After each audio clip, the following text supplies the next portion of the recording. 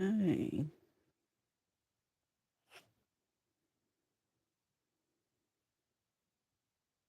Mm,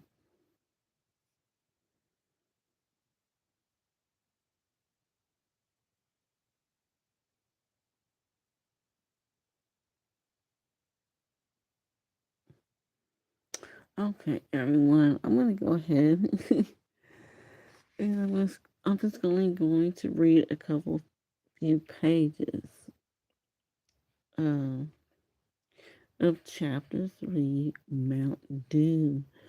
Um, I'll be starting on page 933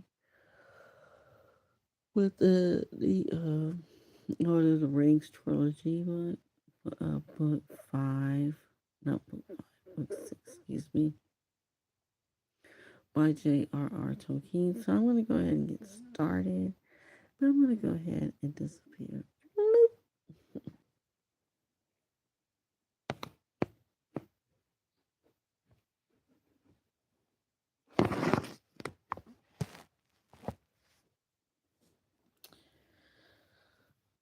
So let's see. Sam put his ragged war cloak under his master's head and covered them both with a gray robe of Lauren. As he did so, his thoughts went out to the fair land and to the elves, and he hoped that the cloth woven by their hands might have some virtue to keep them hidden beyond all hope in this wilderness of fear. He heard the scuffling and cries die down as the troops passed on through the Isthmus. It seemed that in the confusion and the mingling of many companies of various kinds, they had not been missed, not yet at any rate. Sam took a sip of water, but pressed Frodo to drink, and when his master had recovered a little, he gave him a whole wafer of their precious whey bread and made him eat it.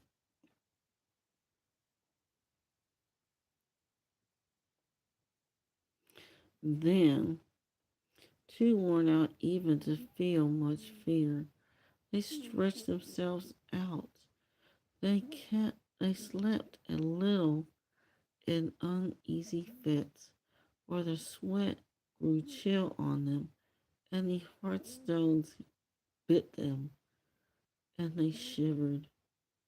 Out of the north of the black gate, through Serith Gorger, there flowed, whispering along the ground, a thin, cold.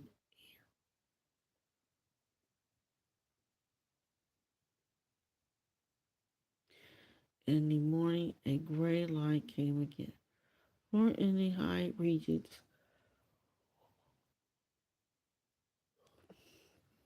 the west wind still blew. The din on the stones behind the fences of the black land, the air seemed almost dead, chill and yet stifled. Sam looked up out of the hollow. The land all about was dreary, flat, and drab-hued. On the roads nearby, nothing was moving now, but Sam feared the watchful eyes on the wall of the Ismails.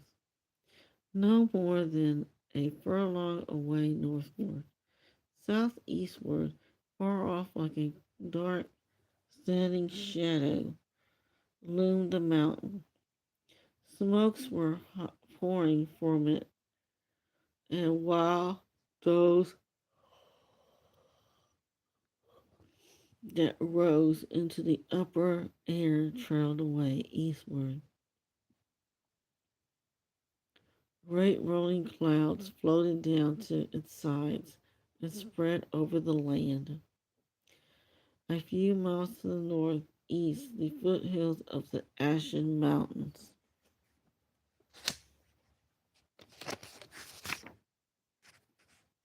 stood like somber gray ghosts behind which the misty northern heights rose like a line of distant cloud hardly darker than a lowering sky.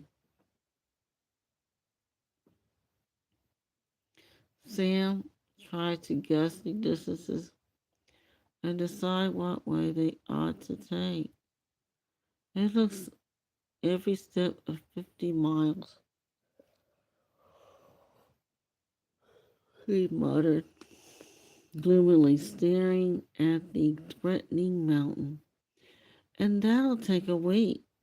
If it takes a day with Mr. Frodo as he is, he shook his head. And as he worked things out, slowly a new dark thought grew in his mind.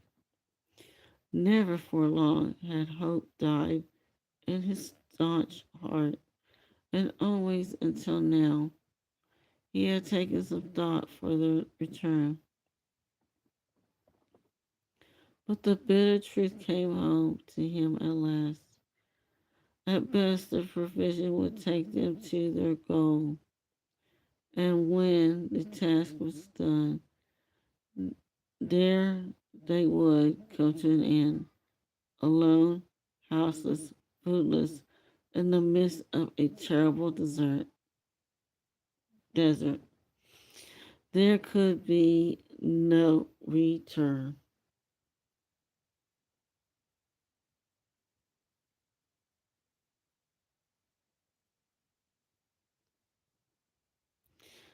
So that was the job I felt I had to do when I started, thought Sam, to help Mr. Frodo to the last step and then die with him. Well, if that is the job, then I must do it. But I would dearly like to see Bywater again, and Rosie Cotton, and her brothers, and the gaffer, and Marigold and all. I can't think somehow that Gandalf would have sent Mr. Frodo on this errand if there hadn't been any hope of his ever coming back at all. Things all went wrong when he went down in Moria. I wish he hadn't. He would have done something.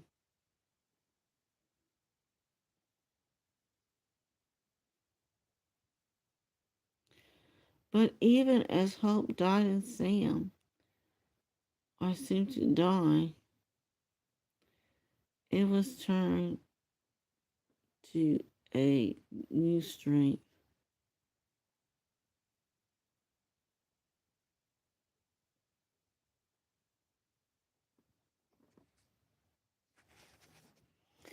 Sam's plain hobbit face grew stern, almost grim, as as the will hardened in him, and he felt through all his limbs a thrill, as if he was turning into some creature of stone and steel that neither despair nor weariness nor endless barren miles could subdue.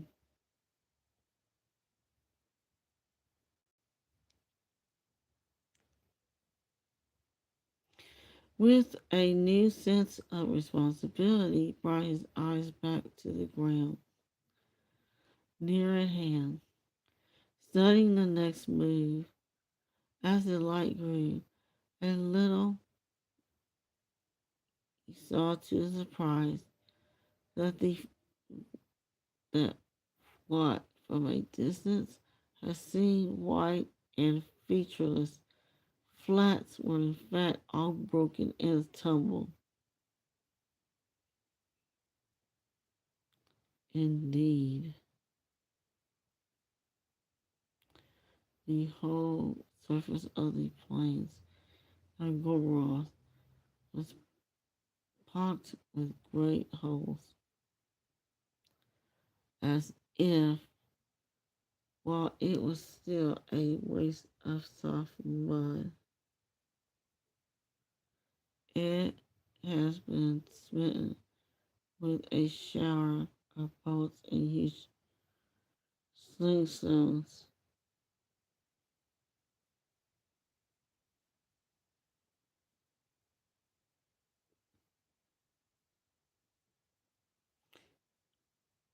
The largest of those holes were rimmed with ridges of broken rock and broad fissures ran ran from them in all directions. It was a land in which a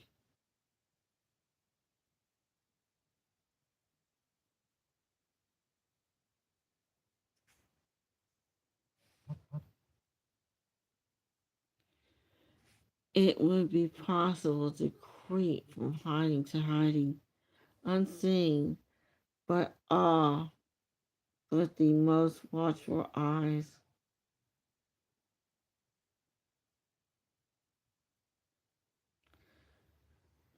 Possible at least for one who was strong and had no need for speed.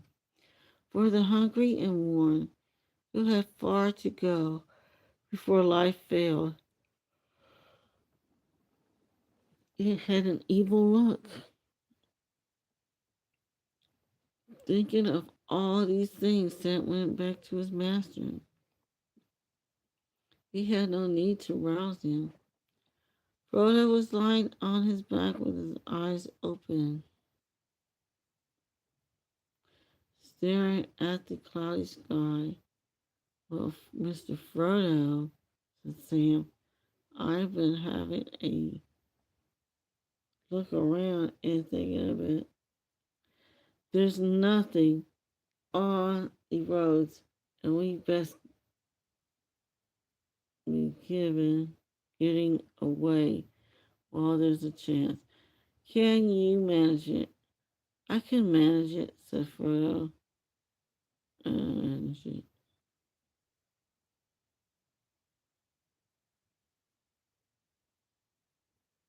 said Frodo. I must.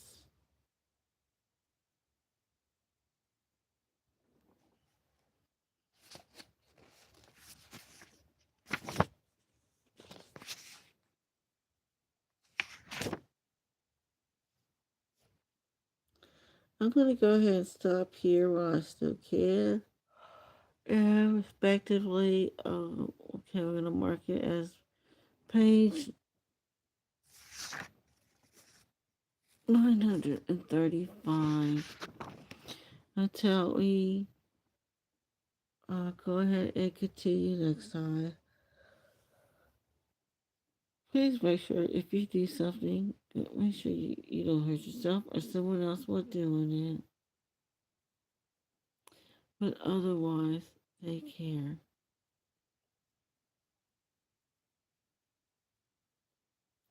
Don't hurt yourself. Don't hurt yourself or someone else while doing it. Thank you. Bye. Laters.